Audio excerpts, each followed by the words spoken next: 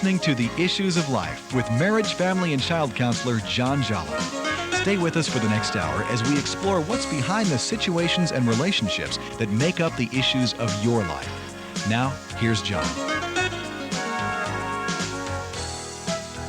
Hello, everyone. This is John Jolliffe, and welcome to the next issue of Life. You know what today is, right? You know what it is that people all around the world, I shouldn't say everyone around the world, but enough people around the world are celebrating. You know what today is, don't you? Yes, it is Protestant Reformation Day.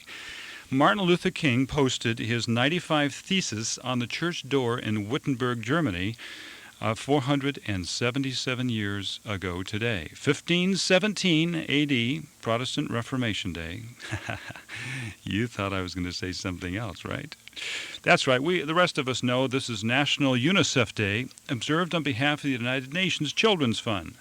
That's right, National UNICEF Day.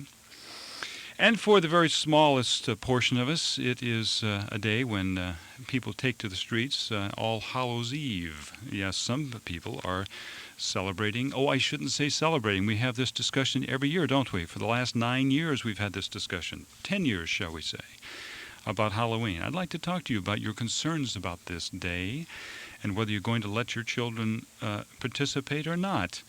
And if you're concerned about it, I want to offer some suggestions. But let me read something to you first of all. I want to read to you, and you see if this sounds at all familiar to you. The essential feature of this particular diagnosis is a sudden temporary alteration in the normally integrated functions of consciousness, identity, and behavior.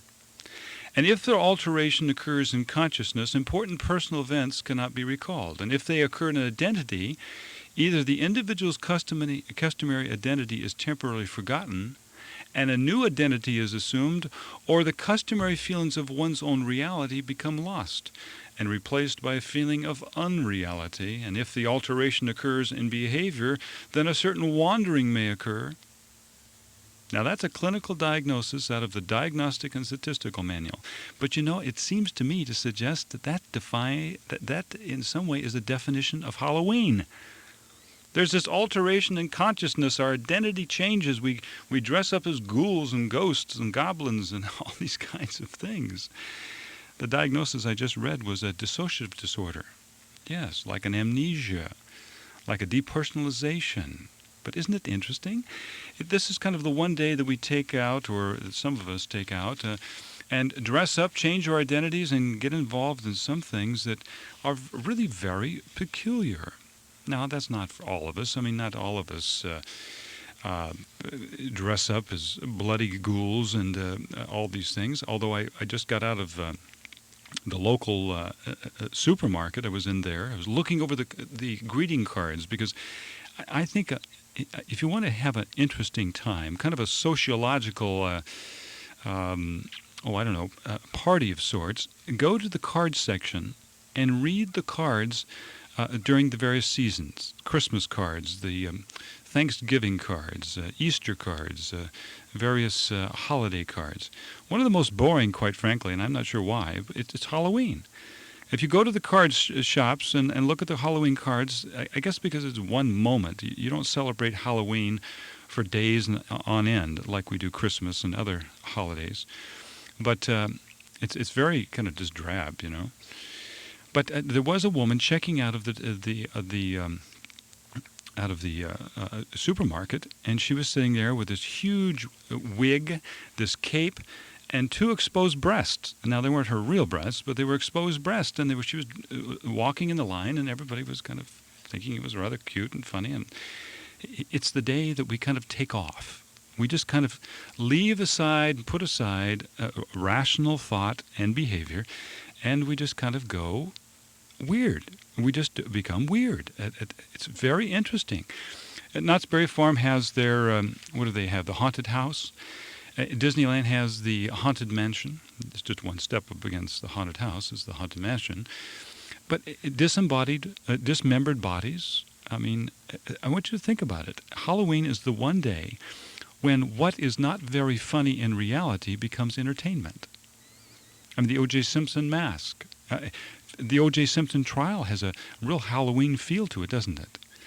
Halloween celebrates the ghost, the goblin, the murderer, the monster, never the victim. There's no remorse for the forthcoming for the murdered victim. No. It's the Frankenstein. It's the Dracula. Since it's been 63 years since Frankenstein and Dracula were released.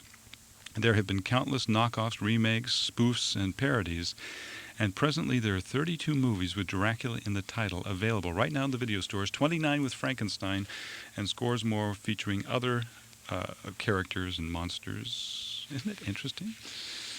It's a day we just kind of slip away. For the rest of us, it's Martin Luther Protestant Reformation Day and UNICEF Day. What is it for you? What is it for you? Let me just recommend a couple things if you are going out on the streets today and your children are. Remember this, you need to know where they're going, who they're going with, and makeup is far safer than a mask because masks can obscure vision. Make sure you have flashlights to increase visibility. Don't ever let your children walk into a house to go in to get whatever tricks. And inspect all treats. Throw away the fruit and any candy that's loosely or has torn wrappings. Use your judgments. Okay.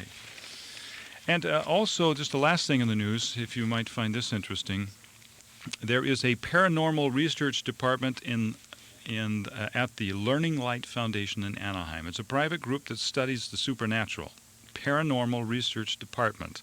They have a veteran ghost investigator there who receives as many as 20 calls a month. He says that about 25% of those calls require an on-site visit, and he has one particular story in the LA Times in the Orange County section. And he says it was about 6 years ago, and his group triumphed over a rather pesky spirit in the shop of a downtown Orange. The muscular ghost apparently dragged a 300-pound saw 10 yards and wedged it between the shop wall and the ceiling. The group, now listen to this, the group created a collective thought form. They created whatever that is, a collective thought form that flooded the store with white light and forced the spirit from the building. It was living off, shows you can certainly have confidence in this gentleman.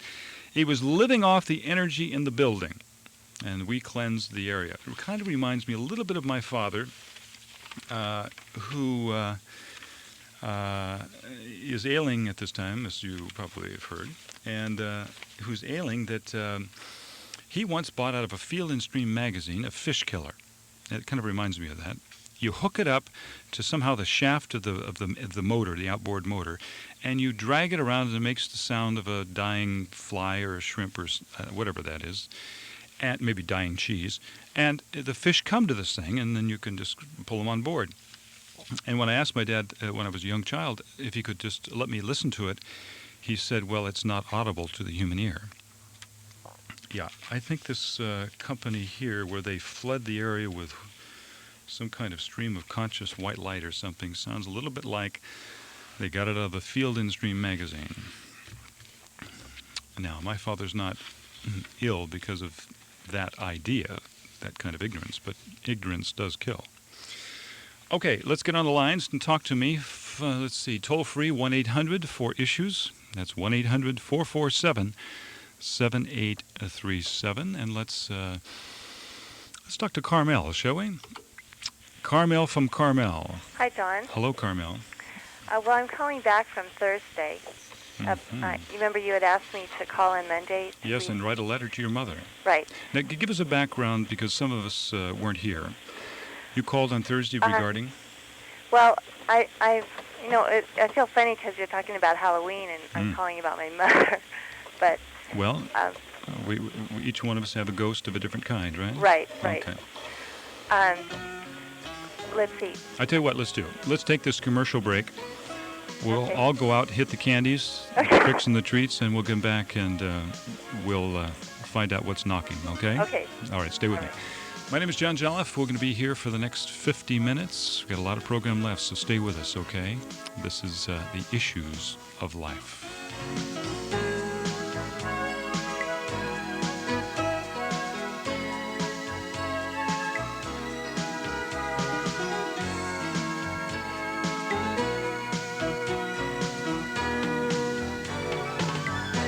John Jolliffe calls it free and unsolicited information, sometimes painful but constructive, pushing out the boundaries of what is familiar.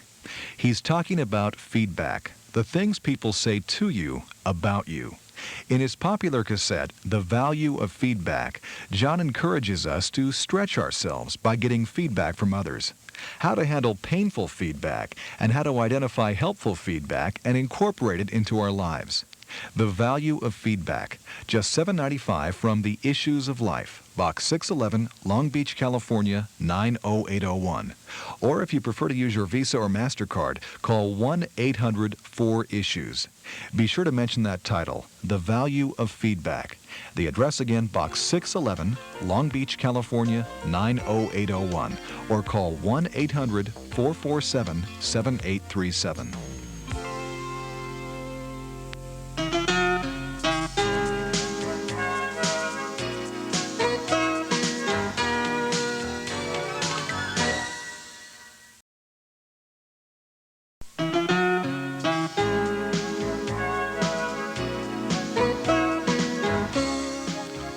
This is John Jolliffe, and we've got a couple lines open. If you'd like to call, toll free, 1-800-4ISSUES. That's 1-800-447-7837. And we're speaking to Carmel. Carmel, give us a kind of a recap of what your call was about Thursday. You're calling back with your letter. Right. I called Thursday because I was feeling a lot of hatred and anger toward my mother that I haven't allowed myself to feel. Yes. I've had a very difficult time separating from my mother and basically growing up and becoming an adult. And my problems with my mother seem to affect most of my relationships. Yes, And And not only was it difficult for her to separate from you, but it was difficult for you to separate from her. right. Right, okay. And it's taken me a long time. My mother is a narcissist. Mm-hmm. So she has, it's very difficult for me to be myself. But And why do you call her a narcissist? pardon me? And why do you call her a narcissist? Because she sees everyone. She doesn't see me as a separate individual. She sees me more as an extension of herself. Mm-hmm. And it really threatens her quite a bit when I express my own opinion, or she can't acknowledge my own thoughts and opinions. Mm-hmm, mm-hmm, mm-hmm. Yes, that's right. And she also has a certain sense of entitlement, a sense of her own self-importance. Right. Mm-hmm. Okay, good. And narcissists typically exploit other people. They take advantage of others to indulge their own desires, you see, and disregard the integrity and rights of other people. So it may be, well, that you are onto something, but the point of writing the letter was to help you, wasn't it? Right. And before you read the letter, do you have it in front of you? Right, I do. What did you discover after having written the letter? Well, it just kind of clarified what I kind of knew in my heart. Mm-hmm. A lot of times I'll feel things and not really know them. Uh-huh. But when I write them out, they become clear to me. That's a wonderful statement. Sometimes you'll feel things but not really understand them. Mm-hmm. It's not until we talk it out, write it out, and then read it aloud that we begin to be able to identify. Okay, very good, very good. Go ahead and read the letter to me. Dear Mother, it has taken me a very long time to come to this place, and only God knows what the future holds for me. But it can't hold you, for you are my past and not my future. My future is with God and not with you or about you. I have found the pain, dear Mother, and the pain is with you and actually you. Oh God, to never ever have to go back to you. I still fear that, a little, but I would rather be poor and destitute than go back to you. If I've money, I won't need you at all, so I'll work on that. There is still some fear there. Mother, wake up. You are wrong. You are wrong. Wake up. You're wrong. I am here. Yes, to my revelation, I am here. I exist. I can't make myself disappear, so there's just a you. I tried, but God won't let me. I'm still here. and I will always exist. I am an eternal soul. I'm here. Notice me, Mother. I'm here. I'm here. And the greatest pain of my life, Mother, and I have the hardest time accepting, and I still don't want to believe it, is that you can't and you never will notice me. So I have to say goodbye. And the first time I thought of this, there was a big black hole, blackness and nothing. But God showed me in that blackness and frightening expanse the Word comes, the Bible, and what you tell us to do. Seek the kingdom of God. So I have that. But now it feels good. It feels free to not have you in my life. I feel like dancing. Yay, I don't have to go back to my mother. I have me. You are the pain, dear Mother. We, your children, can't be you. We will die. We can't. We can't. I'm sorry. I have to say goodbye and wander and explore this way God is calling me. I feel guilty and ashamed, but I have to say goodbye. It's okay if I have problems and I'm not perfect. So what? I can be happy inside and love my husband and my two precious children. I can be happy inside because even if the world is crumbling, I'm me, and it feels okay and good. Now, was it? Did you conclude that letter with "Sincerely yours" or "Love I your just daughter"? wrote love. Okay. Does it feel like an open letter, or Well, does it feel like a finished letter? I feel finished to me. Okay. I would never send this to her. Okay.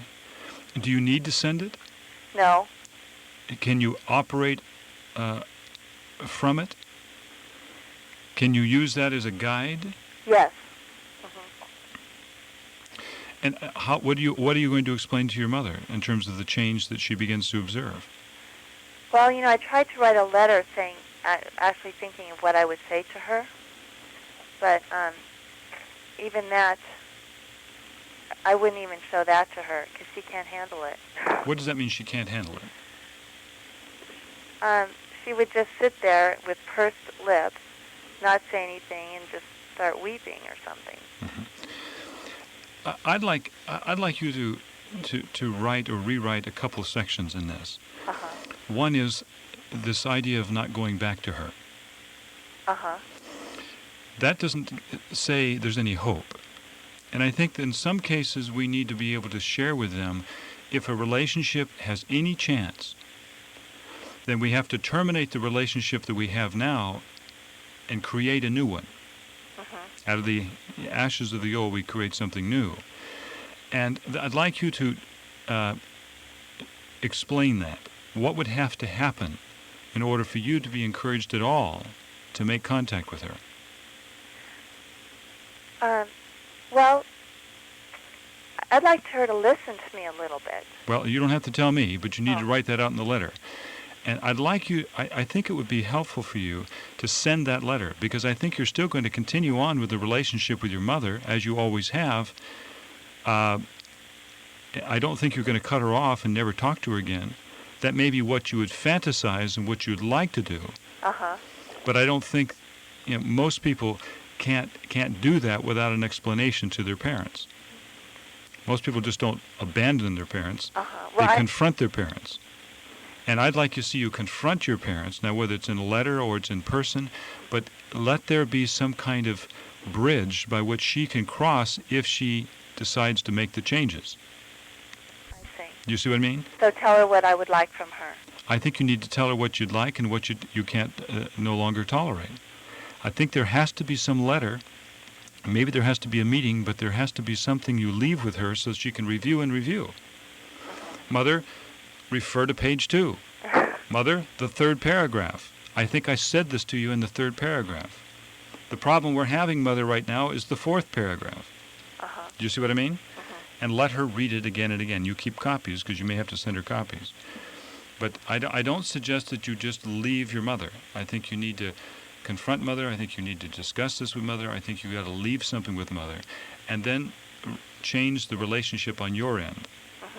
And refer to certain paragraphs when she wonders what happened. Okay? Okay. Very good, my friend. All right. Can I express my opinion about Halloween? Oh, sure, absolutely. Yeah.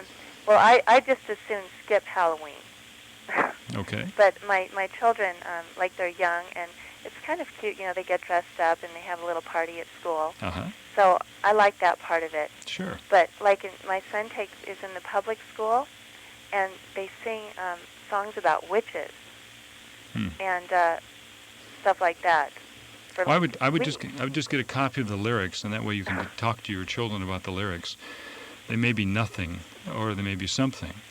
But I don't think children celebrate Halloween. What they do is they celebrate getting together another day of free candy and going around and scaring each other and having fun. They celebrate the fun of it. I don't think they celebrate Halloween. Do you see what I mean? I don't think they celebrate Halloween any more than public schools celebrate Easter, even though they take the vacation. Okay, my friend. All right. I enjoyed talking to you. Call me again. Bye. Bye-bye.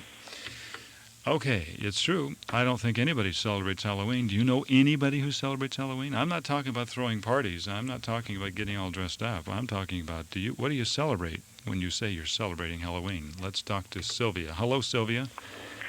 Oh, hi, John. Yes. Thank you for taking my call. Yes. I've been listening to your program for a long time, and I really appreciate your sense of wellness towards the world and your connection with our Lord and Savior. Well, help me support the broadcast, Sylvia. Oh, Thank you. Your question today? Pardon me? You had a comment about Sylvia? I mean, you had a comment about Carmel? The last caller. Yeah. I was in here just minding my own business, and I heard her talking, and I got hit over the head. My mother moved to Los Angeles from Illinois after moving from Arizona to Illinois and staying there for 5 weeks with my twin brother. Came to Los Angeles. I've had a stormy relationship with her all my life. But now reaching the ripe old age of 50, I finally decided that I have some parameters, and being a child of God and born again, I have a new vocabulary. I have a new way of thinking. I have a new way of seeing the world. And the interesting thing is that the reason that you've had such a chaotic relationship, or however you would describe it, whatever the superlative is, the reason that relationship has gone on for so many years is what you have to explain. You have to explain why you've allowed this relationship to be so chaotic for so long. Well, to begin with, if I can just briefly say, and I'm telling you, my heart is just really, that last caller really touched me.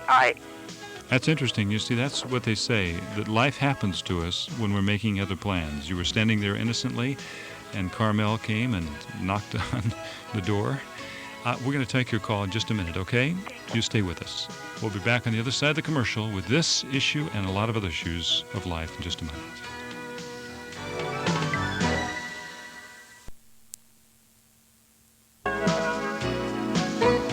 Jolliffe, and we are speaking to Sylvia. Hello, Sylvia. Hi, John. Yes, you were particularly caught off guard with Carmel's letter to her mother. And I was saying to you just before the break, and this is something I want to say to everyone, is that if you have had a dysfunctional, destructive, painful relationship with somebody all these many years, we have to ask the question, why so many years? What does it say about our drama in terms of our struggles, our fears, our needs? What does it say about you? Well, for one, the benevolence. I mean, I didn't realize that I was capable of being whole and perfect until I really came to know the Lord. And this walk with Christ has been more poignant in my life the last 20 years, but my mother is overbearing, and she's only 65, John, and she speaks with a cracky voice. She's totally controlled by her nervousness. Okay. And what we have to do, and this is where typically every conversation begins to unwind, is that we wind up talking about those old crotchety voices rather than talk about our connection to those people. So let's stay focused on Okay. what it means about you that you've been putting up with and tolerating this for those many years. Well, she moved to Arizona about 4.5 years ago, maybe 4 years ago, to get away from my brother and I. We're the only two children she has. My father is dead. She had the same kind of a relationship with her mother, and it just goes on and on. But what I want to know from you is, she came to stay with me, and she was here for about 20 days. And I have two small children. I have an 11-year-old and a 7-year-old. Go ahead and ask me the question. What I want to know from you is, like with the letter that the last caller, Carmel, which she read on the air, which was just, I thought, very the question? articulate. Yeah. If when I was out there trying to do what was good, I picked her up at the airport and brought her in, and she couldn't see the good that was here in this home. She left. I left the day that she left.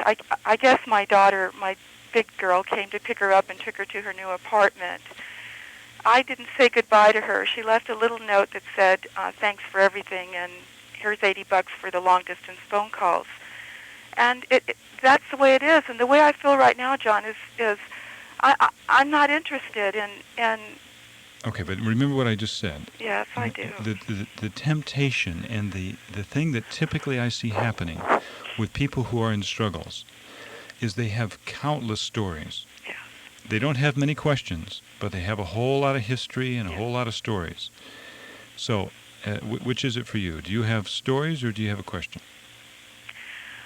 I just don't know what to do. I don't know whether the holidays are going to be coming up. I cannot.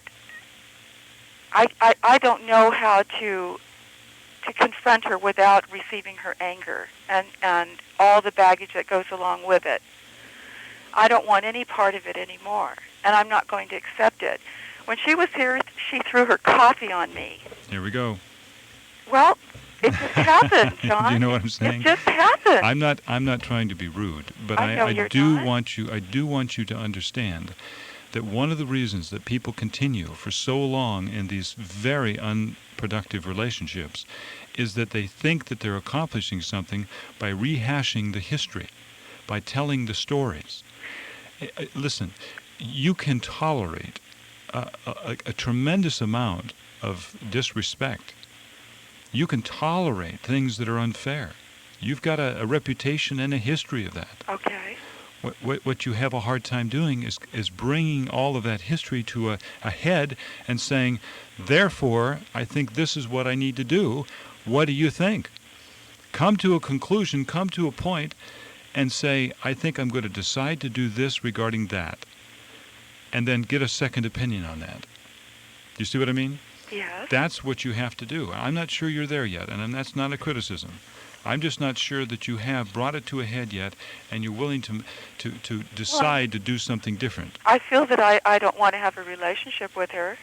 Okay, I that's what you. haven't had But that's one. what you don't want. That's what you don't want. That's what I don't But what are you want. prepared to do? Is a question. If See, what are you prepared to do? See, when you ask the question, what are you prepared to do about all of that history and those stories, that's when the going gets tough. Okay, so where do I begin? Do I write her a letter? Write yourself like a letter. Carmel did? Carmel wrote herself a letter about her mother. I have written in my journal all my life about this woman. Okay, then read them again and come to a point where you decide on what you're going to do. I've already decided. I don't want to Okay. have a relationship with her. Okay, That's my decision. What does that mean? Does that mean you never call her again, never see her again, never write her again? See, if you make it too extreme, you won't support it. Yes. I'm going to burn every picture of my mother's. I'm going to change my maiden name. I'm going to never call her again. And anything that she's ever given me, I'm throwing away. If anger is allowed to direct your planning, you won't support it when you wake up tomorrow. It's not even anger. It's just... Well, whatever. Okay. You see what I mean? Yes. Okay. Call me back when you've decided. Go back and read the diary again. Hear some more of the stories. Come back to me with a decision about what you're going to do that you can support and get a second opinion on it. like you said, you were in the kitchen, you weren't prepared for this. Get prepared, call me back, and let's see where you go from here. Okay, John. And if you have to write a letter to your mother to come to that point of where you come to this is what I'm going to do, then do that, and then call me back. All right. Thanks for your call. Thank you for your sweetness. Bye-bye. Bye-bye. Did she say thank you for your sweetness? Okay. Tomorrow night, you remember every Tuesday through December 13th, every Tuesday at the Holiday Inn in Long Beach, we're going to be having what I call the Second Opinion. The Second Opinion is from 7 o'clock until 9 o'clock at the Holiday Inn at the airport there in Marriott, right there at the 405 and Lakewood Boulevard. Beginning at 7 o'clock. Music is going to be about 15 minutes this coming Tuesday, as tomorrow. 7 to 7:15 music as you're getting coffee and tea and kind of hello and greeting some of the people. My lecture will begin at 7:15 to about 7:45. We'll have about a half-hour lecture on the subject of needs and wants, some essential distinctions. We'll talk about wants and we'll talk about needs, and I'll share some things with you that I think you'll find fascinating about counter-identity and some other kinds of profiles. And then we'll have a good hour and 15 minutes of questions and insights from the audience. So you'll be able to ask your questions on this subject or any other subject. So come to the Holiday Inn tomorrow night at 7 o'clock. $15. You can get your tickets at the door, and there'll be plenty of people there. Let's talk to, I believe it is Gary. Gary had a question or comment, don't you, Gary? Yes, hello. I had a comment about a Halloween holiday that we're in right now. Yes, sir. Well, I think there's really the Halloweens when I was growing up are different from the Halloweens that we're having now. Mm-hmm. How so? Well, we're living in a time of great change, and the epicentricity of our nodulisticism is uncondemnable. Oh, that's a great phrase. Would you say it again? No one can bear the omnolist and andocleptogy of today's volist, and I understand that malprograsticizing condylepsity is true of most eliostations. And that's not to say that hypertension can create an easily retendable buctulism, but, the main grelic of such trenishes lies in the absolute diagenic of montastular noctiva. I mean, is this backmasking? If two ferrulous hanagers are going to develop an interlestible bristhagy, then, pardon estimate of the dologic is just going to become undrendable.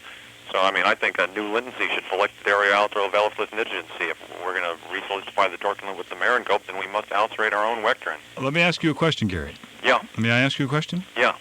I just want to know your opinion on that. Well, I think I'd like to answer the first one second. Okay. And the second question that you asked had to do with what is All Hallows Eve anyway? Well, it happened to be believed that the Celtics believed that on October 31st, that all people who died the previous year, wasn't that your question? They assembled to choose a body of the person or the animal that would inhabit them for the next 12 months. And so what they did to frighten away these roving souls, Celtic family members dressed themselves in demons, hobgoblins, and witches. That's how it all happened.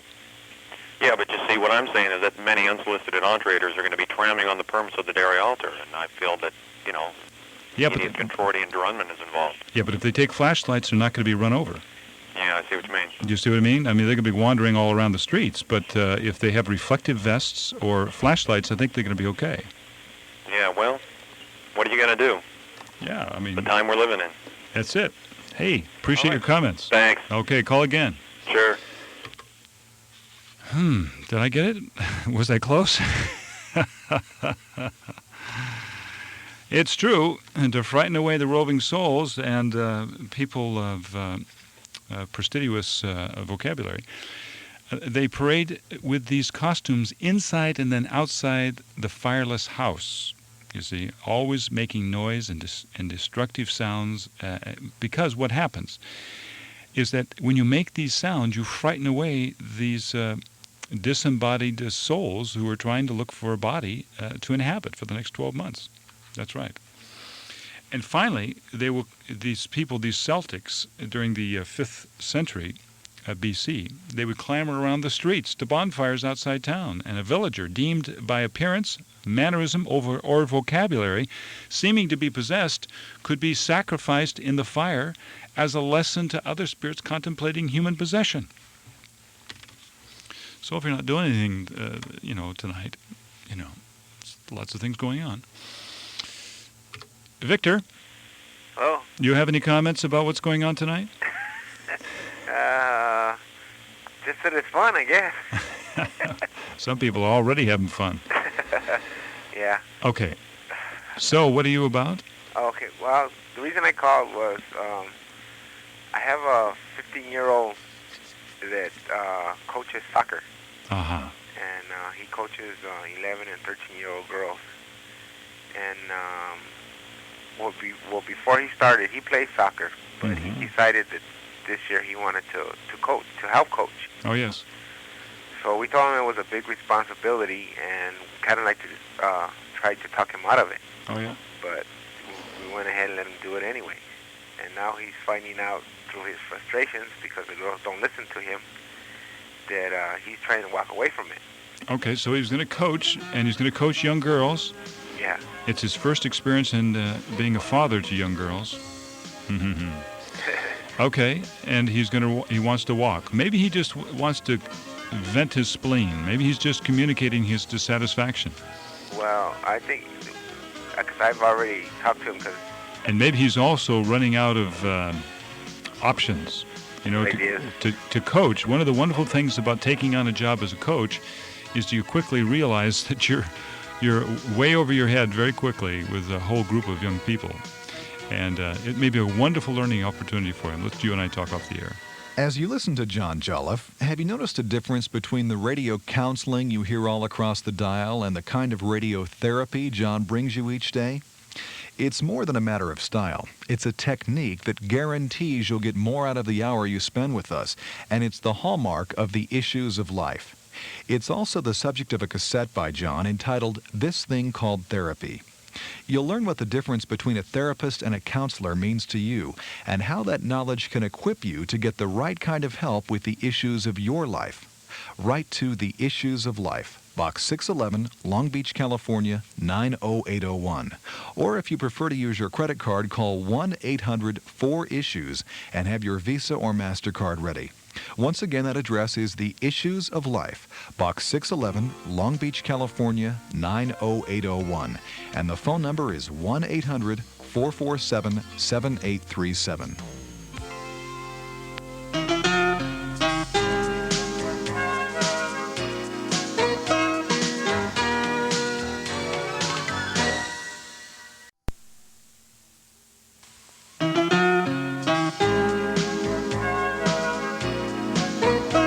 Well, I was just talking to Victor off the air, and I was telling him, listen, people constantly want to give up. They want to quit. They want to get divorced. They want to commit suicide. They want to do all these things.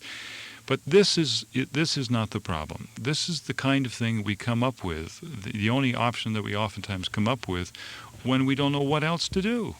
We get to our wits' end, the end of the rope, and all those acronyms, and not acronyms, but analogies and metaphors. We get to that place and we don't know what else to do. Do not focus, I told Victor. Do not focus on your son walking away. Do not focus on the typical and very easy thing to identify, and that is he signed up for the job. He's got to be responsible. He can't walk away. Don't come from there. Don't come from that place. Come from the place that says, son, I've been exactly where I think you are now. I have wanted to quit. I've wanted to walk away. I've wanted to give up. I've been there before, and I'm sure I'll be there again. But what I've learned is what you're probably experiencing is that you're out of options. You don't know how else to handle this situation to bring about the desired result. So let's think together in terms of what options could be available. Because when people have options, they don't want to walk away. They don't want to quit. They don't want to divorce. They don't want to commit suicide.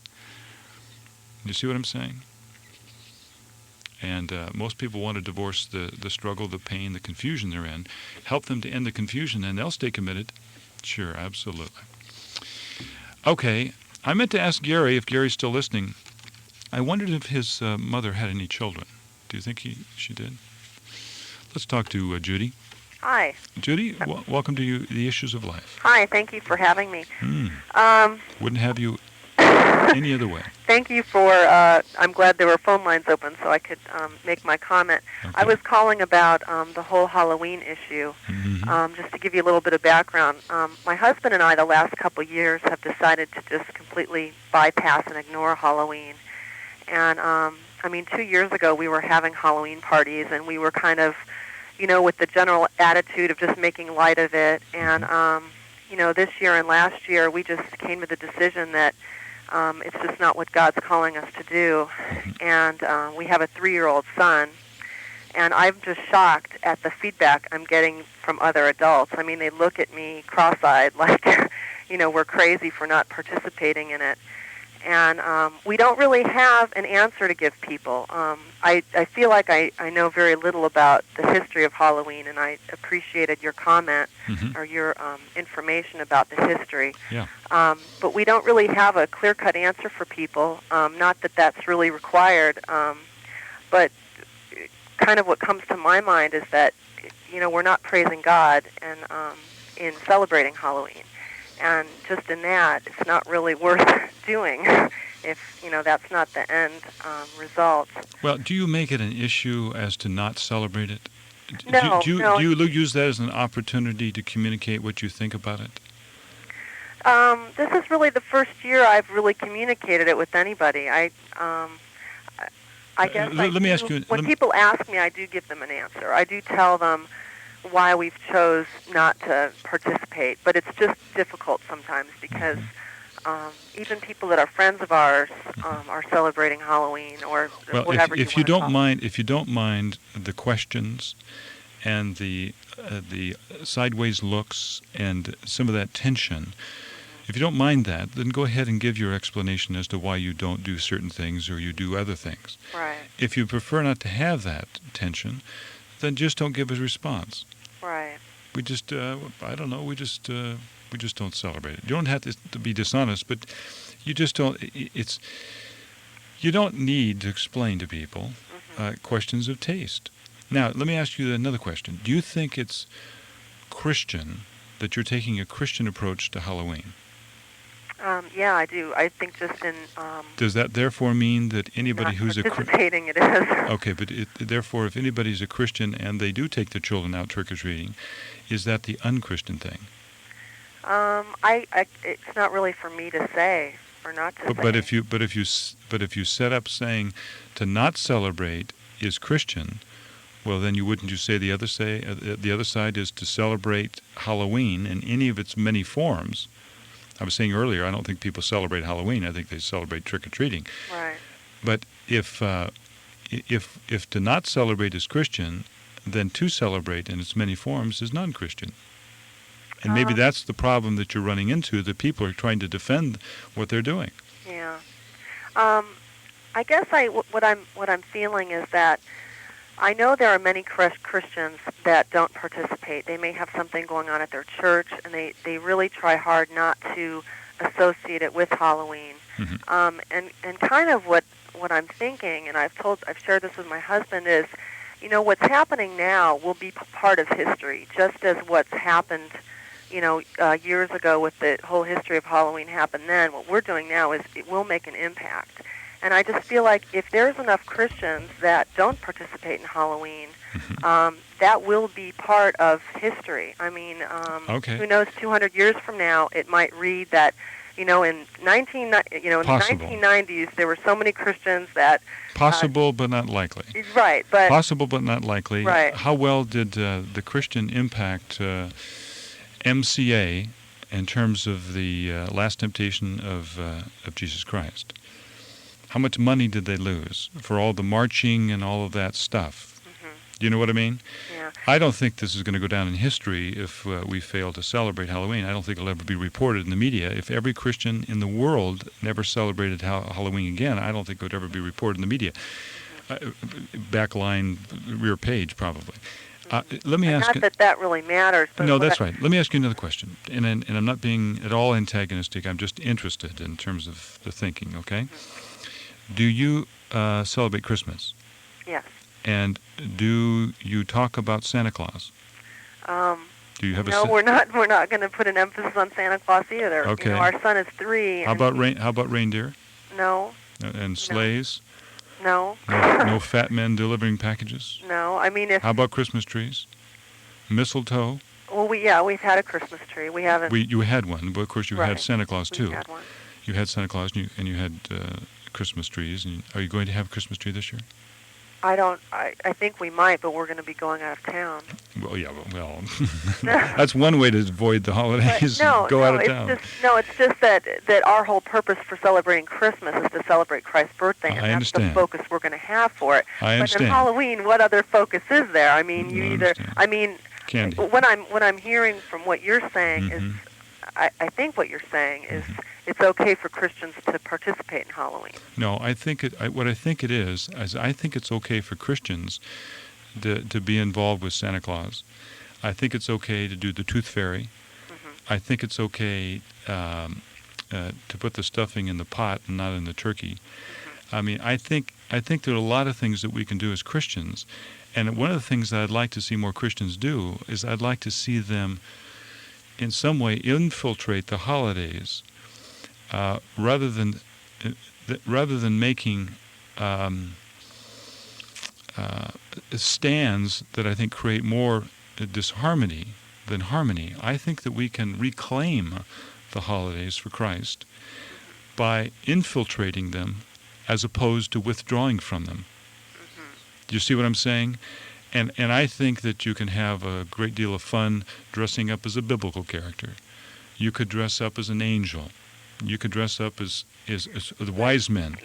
You could draw a positive attention to the fact that you believe differently, and that you don't celebrate Halloween, but you celebrate people and activity and fun and all of that.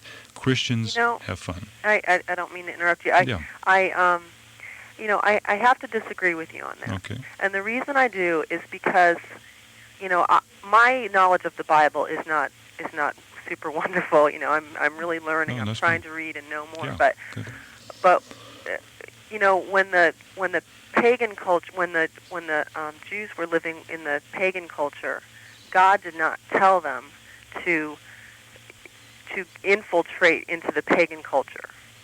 But they did. But they did. Separate. Many of the holidays they did because they were sinful. No.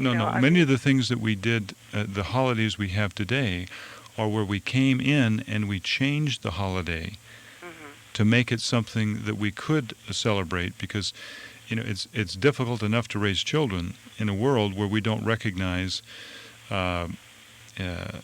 certain holidays, and we set ourselves so apart from other people and do other things.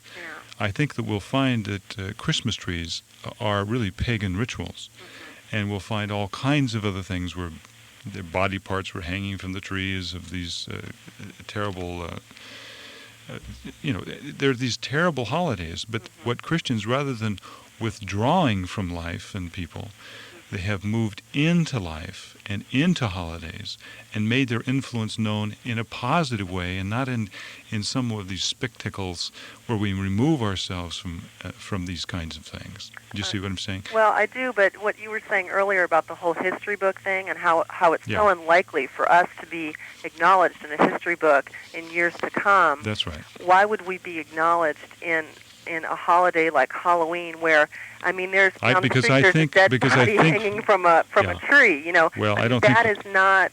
Yeah, I don't think we go there. To acknowledge. Let me give you an example. Let me give you an example of trick or treat. The most widely accepted theory on the origins of trick or treating traces that practice to the 9th century European custom of souling. On All Souls' Day, Christians walked the village to village, begging for square biscuits with currant called soul cakes. The beggars promised to offer up prayers for the dead relatives of the donors, and the number of prayers to be proportional to the donor's generosity. The quantity of prayers and the quality amassed was significant in a practical way. So, in a sense, we could introduce the soul cakes. Trick or treat, introduce the soul cake. There's a lot of ways that we can have a positive influence. Let's not withdraw. Let's infiltrate for the cause of Christ. The Issues of Life is a presentation of the Issues of Life Foundation, Box 611, Long Beach, California, 90801.